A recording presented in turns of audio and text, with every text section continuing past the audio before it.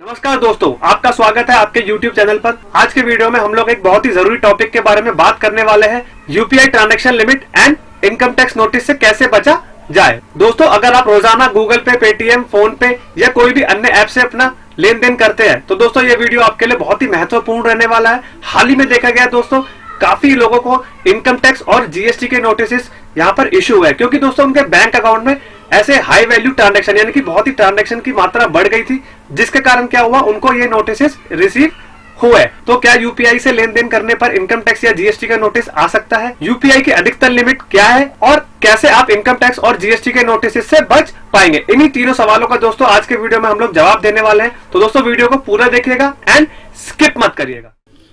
दोस्तों वीडियो को स्टार्ट करते हैं। अब हम बात करते हैं यूपीआई लिमिट क्या है।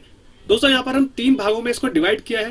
पहले हम बात करते हैं आपका जो यूपीआई ट्रांजैक्शन लिमिट है वो दोस्तों आपकी पर दिन के हिसाब से 1 लाख तय करी गई है। और दोस्तों हम लोग बात करें, कुछ बैंक ने यहाँ पर क्या कर रखा है, उसकी लिमिट को 2 लाख रुपए तक कर रखा है। दूसरा दोस्तों हम लोग यहाँ पर बात करते हैं, अगर आपका कोई भी इंपॉर्टेंट सेक्टर है, यानी कि सपोज करिए एजुकेशन हो या आपका हॉस्पिटैलिटी हो, उसके केस में दोस्तों आपकी मैक्सिमम यूपीआई लिमिट है वो 5 लाख तक सरकार या एनपीसीआई ने कर रखी है। दोस्तों तीसरा हम लोग यहाँ पर बात करते हैं जो आपकी डेली यूपीआई लिमिट है दोस्तों, वो है आपकी 25,000 रुपए से लेकर 1 लाख रुपए तक। दोस्तों अब ये जो लिमिट है आपकी डिपेंड करती है बैंक टू बैंक। कुछ बैंकों ने 25,000 मिनिमम कर रखा है, किसी ने 50,000 कर रखा है और किसी ने यहाँ पर क्या कर रखा है, 1 लाख रुपए तक कर रखा है। अब दोस्तों महत्वपूर्ण आपके लिए यह है कि आपका जो यूपीआई लिमिट और जो बैंक है वो डिसाइड करता है आपकी मैक्सिमम यूपीआई लिमिट कितनी आपकी तय करी गई है। दोस्तों नेक्स्ट हम लोग यहाँ पर बात करते हैं, क्या ज्यादा यूपीआई से लेन देन करने पर आपको इनकम टैक्स या जीएसटी का नोटिस आ सकता है? तो दोस्तों इसका जो जवाब है वो हाँ रहेगा, क्योंकि दोस्तों ज्यादा यूपीआई से लेन देन करने पर क्या आपका इनकम टैक्स डिपार्टमेंट और जीएसटी डिपार्टमेंट आपकी फाइनेंशियल ट्रांजैक्शंस पर नजर रखता है, जिससे वो देखता है कि आप अपना आईटीआर कितना भर रहे हैं और आपकी जो बैंक अकाउंट में एक्टिविटीज हो रही है वो कितनी हो रही है। उसी के हिसाब से डिपेंड करता है आपको इनकम टैक्स या जीएसटी का नोटिस आएगा या नहीं आएगा। दोस्तों ये 4 चीजें हैं जो इनकम टैक्स नोटिस का यहाँ पर कारण बन सकती है। 10 लाख से ज्यादा अगर आपने साल में यूपीआई से लेन देन कर रखा है तो आपको दोस्तों इनकम टैक्स का नोटिस आना लाजमी रहेगा। एंड दोस्तों जीएसटी के लिमिट हम लोग यहाँ पर बात करते हैं, सर्विसेज के केस में 20 लाख से ऊपर का अगर आपने यूपीआई कर रखा है तो दोस्तों आपको यहाँ पर जीएसटी का नोटिस आ सकता है। एंड दोस्तों गुड्स के केस में मैं यहाँ पर बात कर रहा हूँ तो उसके केस में दोस्तों आपकी लिमिट रहेगी यहाँ पर 40 लाख रुपए। दोस्तों हाल ही में हमने यहाँ पर देखा था कि एक पानीपुरी वाले को भी जीएसटी का नोटिस रिसीव हुआ था, क्योंकि उसकी जो यूपीआई की ट्रांजैक्शंस लिमिट थी वो दोस्तों आपकी 40 लाख पार कर गई थी। नेक्स्ट दोस्तों हम लोग यहाँ पर बात करते हैं बैंक अकाउंट में अचानक से बहुत सारी रकम जमा कर देना। और दोस्तों थर्ड हम लोग यहाँ पर बात करते हैं कि बिजनेस अकाउंट में ज्यादा फाइनेंशियल ट्रांजैक्शंस कर देना। दोस्तों आखिर आपका रहेगा सेविंग अकाउंट में आपने बार बार बड़ी रकम जमा कर रखी है। तो दोस्तों ये 4 कारण थे आपके जिससे कि आपको इनकम टैक्स या जीएसटी का नोटिस रिसीव हो सकता है।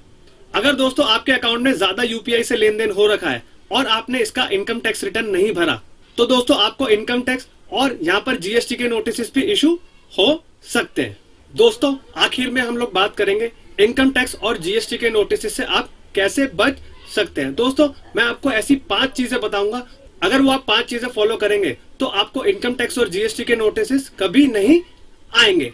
दोस्तों पहला आपका रहेगा यूपीआई ट्रांजैक्शन की जो लिमिट है उसका आप अच्छे से ध्यान रखेंगे कि उससे ज्यादा आप ना करें, जिससे कि आपको कोई भी इनकम टैक्स या जीएसटी के नोटिस ना इशू हो। दोस्तों दूसरा हम लोग बात करेंगे, आप अपने बैंक स्टेटमेंट को नियमित रूप से चेक करें, जिससे कि उसमें ज्यादा लेन देन ना हो। दोस्तों तीसरे की हम लोग यहाँ पर बात करेंगे, अगर ज्यादा ट्रांजैक्शन कर रहे हैं तो उसको अपना आईटीआर में जरूर दिखाएं। दोस्तों चौथे की हम लोग बात करते हैं, अचानक से ज्यादा पैसे लेने या ज्यादा पैसे देने से बचें। और दोस्तों 5वां और बहुत ही इंपॉर्टेंट आपका रहेगा कि अगर आप बिजनेस कर रहे हैं तो दोस्तों प्रॉपर अकाउंटिंग और प्रॉपर टैक्स की फाइलिंग जरूर करें। तो दोस्तों ये ऐसे 5 कारण थे जो आप फॉलो करेंगे तो आपको यहाँ पर इनकम टैक्स और जीएसटी का नोटिस कभी रिसीव नहीं होगा। दोस्तों आशा करता हूं अब आपको समझ में आ गया होगा कि यूपीआई ट्रांजैक्शन की मैक्सिमम लिमिट क्या है और कब कब आपको इनकम टैक्स और जीएसटी के नोटिस आ सकते हैं। अगर दोस्तों ये वीडियो इंफॉर्मेटिव लगा हो तो चैनल को लाइक, सब्सक्राइब एंड शेयर करिए एंड बेल आइकन भी प्रेस कर दीजिए, जिससे कि हम लोग ऐसे ही आपके लिए अपडेटेड एंड इंपॉर्टेंट वीडियोस लेके आते रहे। अगर आपके कोई सवाल है तो दोस्तों कमेंट सेक्शन में पूछना ना भूलें। मिलते हैं अगले वीडियो में। जय हिंद, जय भारत।